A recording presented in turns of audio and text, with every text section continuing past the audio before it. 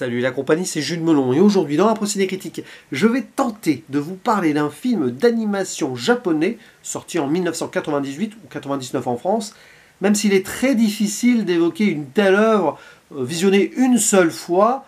Ce n'est pas pour rien d'ailleurs que j'ai laissé passer 48 heures après donc l'avoir vu afin de laisser mûrir mon avis sur ce Jinro, la Brigade des loups, réalisé par Hiroyuki Okiura, qui était plus connu jusqu'ici en tant que dessinateur-animateur. Il avait bossé sur Akira ou encore Les Deux Pattes Labor.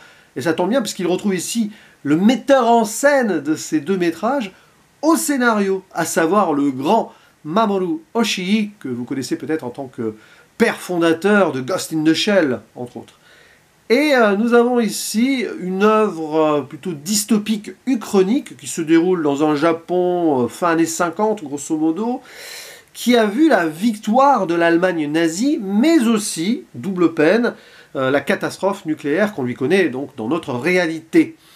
Alors, on est dans une période ici plutôt de relance économique, mais ça se fait aux dépens de certaines personnes qui sont laissées pauvres dans la rue, d'où cette envie de rébellion, très vite matée par la police locale, mais aussi les militaires, on va les appeler comme ça, la POSEM, déployée spécifiquement pour lutter contre la secte des gens qui veulent faire des attentats pour essayer de renverser le gouvernement.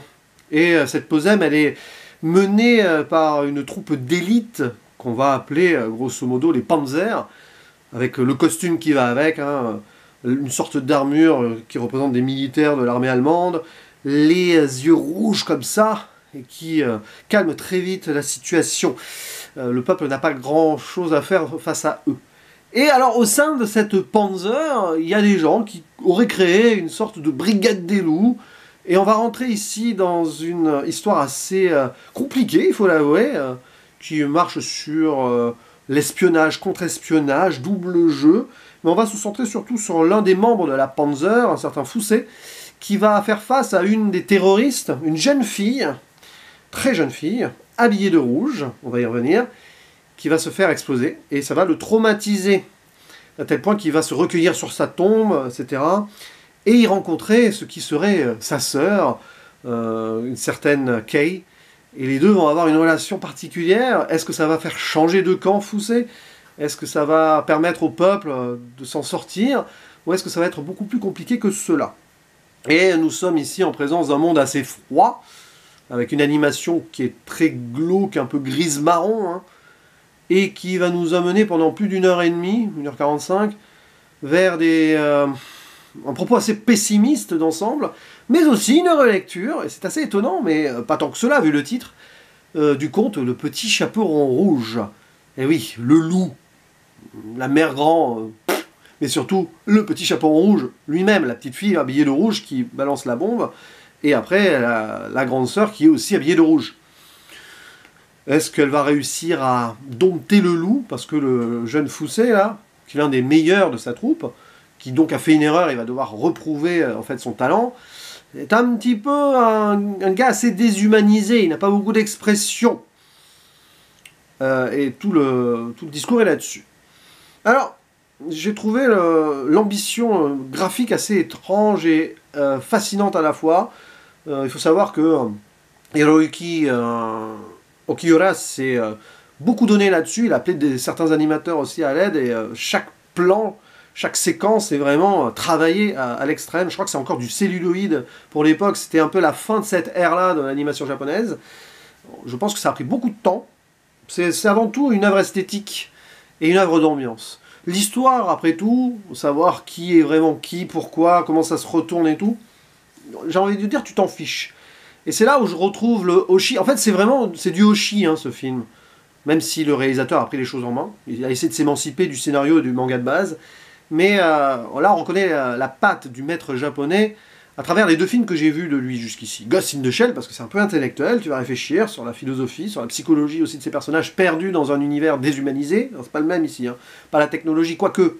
Mais bon, des gens qui sont cachés comme ça derrière leur casque, des loups ou des animaux ou justement des machines, c'est un peu ça. Mais tu as aussi le côté l'œuvre de l'ange, réflexion un peu sombre et pessimiste, où ça reste très vague, on ne sait pas trop exactement ce qui se passe. Donc on est vraiment dans son univers-là. Si vous aimez Oshii, à travers ces deux films que je viens de mentionner, j'ai pas vu Les Pattes Labor et j'ai pas vu le reste. Hein. J'ai pas vu Ghost in the Shell 2 d'ailleurs, où il va bosser encore avec Okiura. Mais si vous êtes habitué à cet univers-là, je pense que vous apprécierez General si vous ne l'avez pas encore vu. Mais par contre, je pense que c'est un film qu'il faut revoir. L'histoire en tant que telle, avec ce parallèle, une fable désenchantée, voire nihiliste, hein, il faut le dire, revisiter du Chaperon Rouge. Le problème, c'est que c'est à double tranchant. C'est très bien pensé. En plus, on a ici, forcément, aussi, on va penser à ce que Hobbes disait, hein, l'homme est un loup pour l'homme. C'est évidemment le cas ici. Mais c'est parfois trop appuyé. Même qu'on va retrouver, il y a un conte, hein, en allemand d'ailleurs, c'est peut-être la version des contes des frères Grimm, hein, je ne sais pas, qui va être lu et montré à Fousset. Bon, il y a un moment où tu te dis, ok, on a compris, remarquez, la version allemande c'est logique, puisque c'est un petit peu sous occupation allemande, hein, quand même, là, le Japon, sous domination en tout cas. Et bon, très vite, tu vas te demander où ça va nous mener, mais en fait, ici on a une vraie relecture de ce conte, à sa manière, et donc la finalité, ben, j'en dis pas plus, mais voilà. Pas s'attendre non plus à ce que vous pourriez vous attendre si c'était vraiment une transposition du Petit Chaperon Rouge. Et après, il y a cette histoire potentielle d'amour qui se met en place ou pas.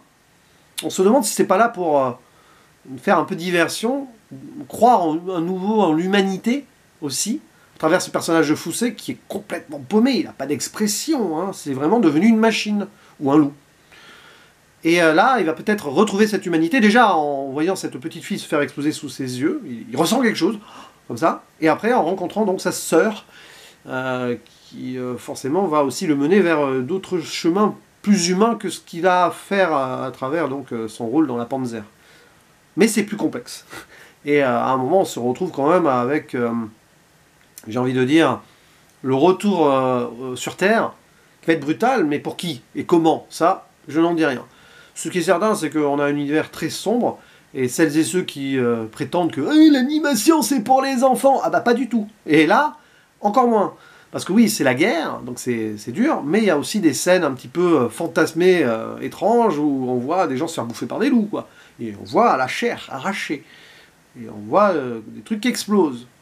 Donc ouais, c'est quand même...